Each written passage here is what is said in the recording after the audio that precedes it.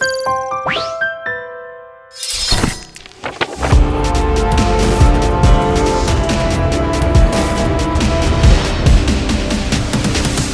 আছো তোমরা? এতক্ষণ পর্যন্ত অনেকগুলো বিদ্রোহ আন্দোলন নিয়ে আলোচনা করলাম।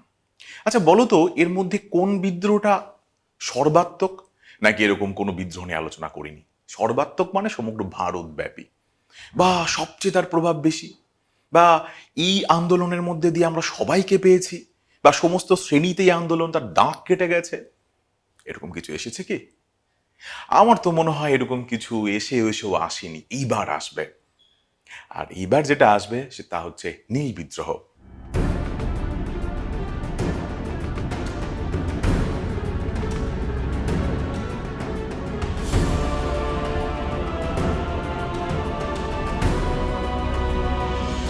নীল বিদ্রোহ, এই নীল বিদ্রোহ কিভাবে এলো বা কিভাবে হলো, বা ভারতেই বা তার প্রভাবটা কি, বিস্তারিত আলোচনা করবো আমরা। কিন্তু সবার আগে যাব, এই নীল ভারতে প্রচলন করলো কারা? ইংল্যান্ডের লোক, মানে ব্রিটিশরা। তাহলে সবার আগে আমরা ইংল্যান্ডকে দেখব। নিশ্চয়ই তাদের কোনো প্রয়োজন ছিল, তাই তো? কি প্রয়োজন? ইংল্যান্ডে শিল্প বিপ্লব হয়। এই বিপ্লব কথার মানে হচ্ছে আমূল পরিবর্তন। কোথায় এই আমূল পরিবর্তন আসলো? শিল্পে। কোন শিল্পে? বস্ত্র শিল্পে। এই বস্ত্র শিল্পে আমরা দেখতে পাই যে নীল লাগতো। অর্থাৎ আমরা যখন ইংল্যান্ডের ম্যানচেস্টারের দিকে তাকাচ্ছি, সেই ম্যানচেস্টার দিকে তাকালে আমরা দেখতে পাচ্ছি ম্যানচেস্টারের এই বস্ত্র শিল্পে প্রচুর পরিমাণে নীলের যোগান লাগতো। আর তার জন্য ব্রিটিশ ইস্ট ইন্ডিয়া কোম্পানি তারা যে সমস্ত দেশে তাদের ঔপনিবেশিকতা বিস্তার করেছিল, সেইখানে নীল উৎপাদন করা শুরু করলো। এখন নীল তো আর ওই কোম্পানিতে হবে না, বা ধরে নাও কোনো ওই ইন্ডাস্ট্রি বা কারখানাও হবে না। নীল করতে হবে জমিতে, মাটিতে। বোঝা গেছে খানিকটা? তাহলে এইভাবে ভারতকে বেছে নেওয়া হলো নীল উৎপাদক দেশ হিসেবে। এবং আমাদের বাংলায় সেই উৎপাদন প্রক্রিয়া ব্রিটিশ ইস্ট ইন্ডিয়া কোম্পানি চালু করলো।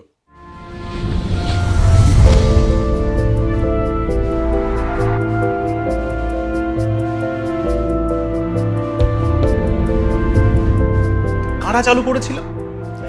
ব্রিটিশ ইস্ট ইন্ডিয়া কোম্পানিতে যারা ব্যক্তিগত বাণিজ্য করত। নীল এমন একটা লাভজনক ব্যবসায় পরিণত হলো যে অনেক ব্রিটিশ ইস্ট ইন্ডিয়া কোম্পানির কর্মচারীরা তাদের চাকরি ছেড়ে শুধুমাত্র নীল কর হয়ে গেল। এরা কি করলো? বাংলার বিভিন্ন প্রত্যন্ত গ্রামে গিয়ে, একদম প্রত্যন্ত গ্রামে গিয়ে সেখানে কি করছে না, নীল কুঠি নির্মাণ করছে।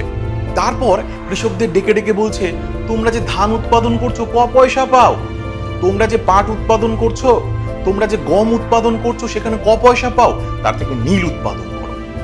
কিন্তু এই নীল উৎপাদন করতে গেলে লাগতো অর্থের। এখন এই অর্থের যোগান দেবে কে?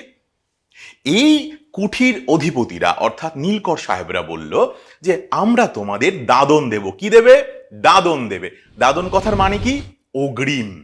এক নম্বরের প্রশ্ন কিন্তু আসতে পারে যে দাদন কথার মানে কি? দাদন কথার মানে হচ্ছে অগ্রিম। এবার দেখবো আমরা নীল বিদ্রোহের কিছু বৈশিষ্ট্য কি। সবার প্রথমে আমি বলে নিয়েছি, নীল চাষ করা তো বলপূর্বক, জোরপূর্বক। কারা? না, নীল কুঠিতে যারা থাকতো তারা কারা? নীলকর সাহেবরা। তাহলে এই বিদ্রোহ কিন্তু কৃষকরা মেইনলি করেছিল জমিদার মহাজনদের বিরুদ্ধে নয়। তাহলে কাদের বিরুদ্ধে? ওই নীলকর সাহেবদের বিরুদ্ধে। বোঝা যাচ্ছে? আচ্ছা, এবার আমরা কি দেখতে পাবো যে নীলকর সাহেবদের বিরুদ্ধে উদ্বুদ্ধ করেছিল কিন্তু কিছু খ্রিস্টান মিশনারিরা। খ্রিস্টান মিশনারিরা এতদিন পর্যন্ত আমরা দেখেছি কিন্তু কৃষকদের বিরোধিতা করতে, কৃষকদের ধর্মান্তরিতকরণ করাতে। কিন্তু এই মুহূর্তে দাঁড়িয়ে আমরা দেখছি তারা নীলকরদের বিরোধিতা করতে উদ্বুদ্ধ করছে। কাদের? কৃষকদের। এটা কিন্তু বড় একটা বৈশিষ্ট্যের মধ্যে আমরা পাচ্ছি এই নীল বিদ্রোহের। অনেক সময় আমরা দেখতে পাই যে সরকার নীল বিদ্রোহ ন্যায্য মনে করেছিল।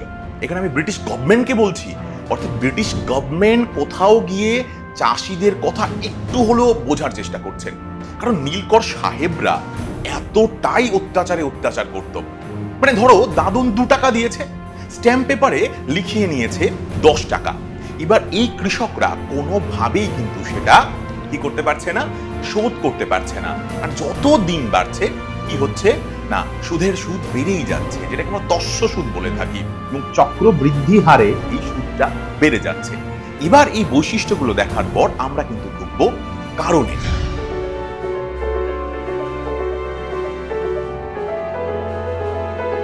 আর কারণে গিয়ে দেখবো সবার প্রথমে যে কারণটি, তা কি না, সেটা হচ্ছে ধান চাষের জমিতে জোর করে নীল চাষ করানো। এবার বলো যে আমাদের বাংলার কৃষকেরা কোন ফসল ফলাবে? খাদ্য ফসল, ধান, গম, এগুলো। অর্থাৎ দেখতে হবে যে তারা কোন খাদ্য খেয়ে বেঁচে থাকবে। নীল খেয়েও কেউ কি বাঁচতে পারে বলো? ইংরেজরা কি ধরনের চাষ করাতো? বাগিচা ফসল। সেগুলো কেমন? এর আগে কিন্তু একটা কারণ বলতে গিয়ে, একটা আন্দোলনের কারণ বলতে গিয়ে আমি কথাটা বলেছিলাম, বাগিচা ফসলের কথা বলেছিলাম, যেটা তোমরা ভূগোলে পড়ে থাকো। আবার একটু তোমাদের মনে করাচ্ছি। পাট, কার্পাস, কফি, চা, এই ধরনের যে চাষগুলো, নীল, আফিম, এই ধরনের যে চাষগুলো, তা কিন্তু বাগিচা ফসল। এই চাষগুলো কিন্তু টোটালটাই আসতো কিসের সাথে? না, একদম অর্থনীতির সাথে। অর্থাৎ এই ফসলগুলো বিক্রি করে তার বদলে পাওয়া যেত অর্থ, যেটা ইংরেজদের দরকার হতো। তাদের তো আর ধানের দরকার নেই, তাদের তো ওই চালের দরকার নেই যেটা ধান থেকে হয়, বা তাদের তো ওই গম রুটিটার দরকার নেই। তাদের বিভিন্ন ধরনের খাদ্য বা সেই খাদ্যের যোগান অল্প হলেও হতো, কিন্তু বেশিরভাগ খাদ্য লাগতো কাদের? কৃষকদের। কৃষকরা তাদের সেই জমিতে এই অধিকার হারালো, আর এটা হলো তাদের কাছে ক্ষোভের কারণ।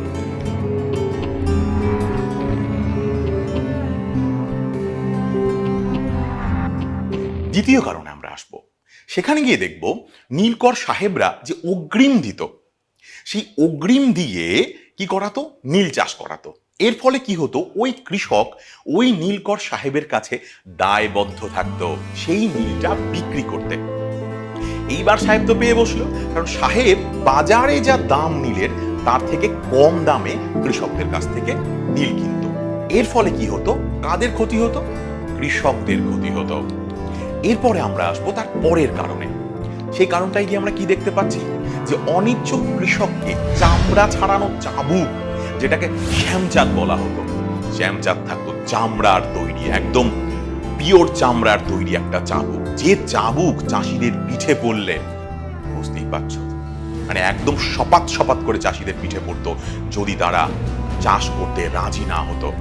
এমনকি তাদের ঘরে গিয়ে আগুন লাগিয়ে দেওয়া হতো।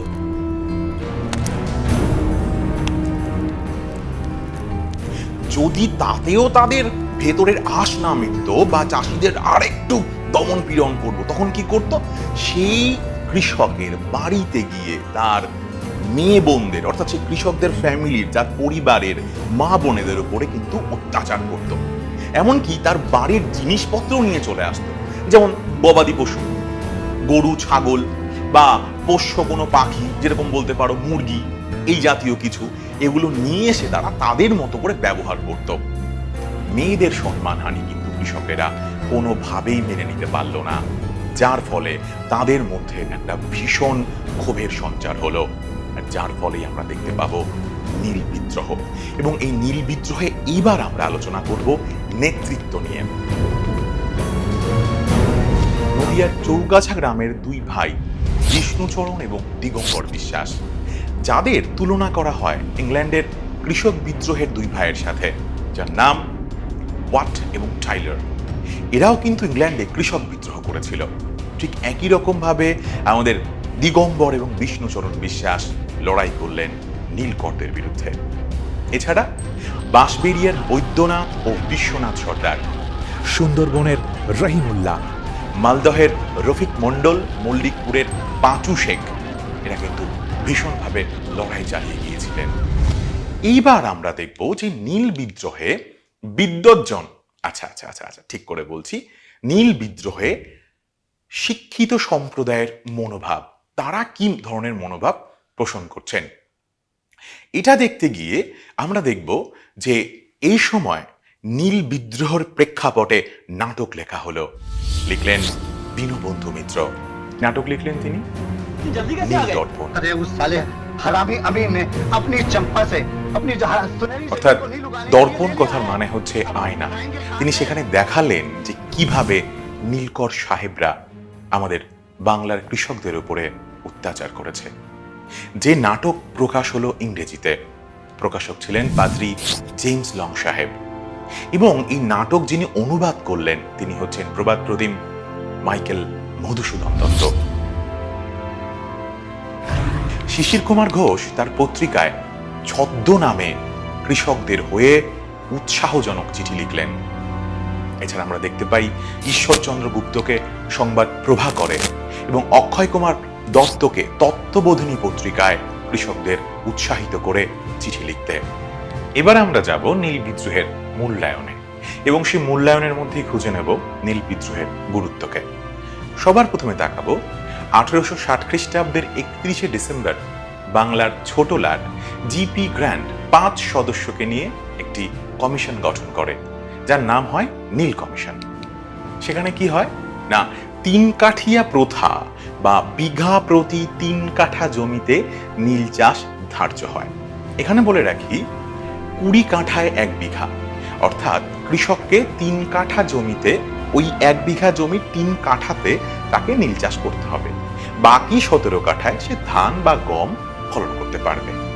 এই ব্যবস্থা ইংরেজ ইস্ট ইন্ডিয়া কোম্পানির তরফ থেকে করা হয়। 1868 খ্রিস্টাব্দে 8ম আইন পাশ করে নীল চুক্তি আইন রদ করে দেওয়া হয়। এরপর নীল চাষ চাষিদের ইচ্ছার উপর নির্ভর করে।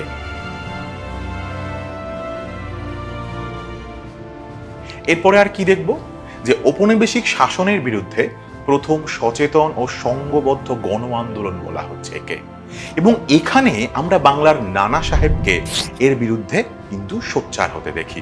কিসের বিরুদ্ধে না, এই নীলকরদের বিরুদ্ধে, এবং এই আন্দোলনকে ঔপনিবেশিক শাসনের প্রথম সচেতন ও সংঘবদ্ধ গণ আন্দোলন তাকে বলতে দেখি, এবং তিনি কিন্তু কৃষকদের পক্ষে প্রথম থেকেই ছিলেন। আরেকবার মনে রেখো যে বাংলার নানা সাহেব রামরতন মল্লিক, অনেক বইতে দেখতে পাবে রামরতন রায় কথাটিও আছে। এরপর যাচ্ছি হরিশচন্দ্র মুখার্জির কথায়। তিনি তার হিন্দু প্যাট্রিয়ট পত্রিকায় নীল বিদ্রোহকে জাতীয় বিদ্রোহ আখ্যা দিলেন। মনে আছে প্রথমে শুরু করেছিলাম যে সামগ্রিক জাতীয় এই বিষয়টা কোন আন্দোলনের মধ্যে এসেছে? উত্তর তাহলে পেলে নিশ্চয়ই নীল বিদ্রোহের মধ্যে এসেছে। আর এখানেই নীল বিদ্রোহের সম্পূর্ণ সার্থকতা। নীলকুঠির সাহেবদের বিরুদ্ধে বিদ্রোহ ছিল নীল বিদ্রোহ। বিদ্রোহী কৃষকদের উদ্বুদ্ধ করে খ্রিস্টান মিশনারিরা। নীল বিদ্রোহের নেতৃত্বে ছিলেন বিষ্ণুচরণ বিশ্বাস এবং দিগম্বর বিশ্বাস। নীল দর্পণ রচনা করেন দীনবন্ধু মিত্র।